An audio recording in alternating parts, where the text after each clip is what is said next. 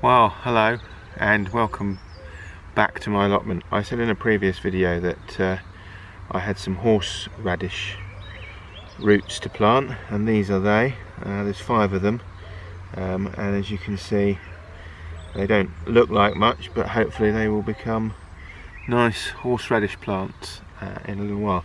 I'm planting them in this old galvanised bin, which I've just filled with some fresh compost.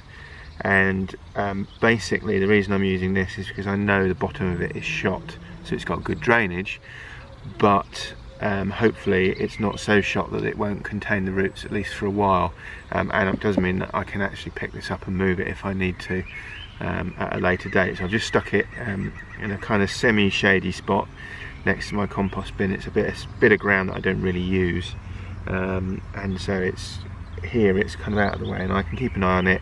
I can keep it well watered because it's right next to the shed and the water butts, and we'll see what happens. Now, these roots have come, I don't know whether you can see, they've got a slanted cut end and a straight cut end, and basically instructions say to plant them slanted cut end in lowest at a slight angle. So all I'm going to do is, because this soil is relatively loose, is just slide them in like that, and another one there, one up the end,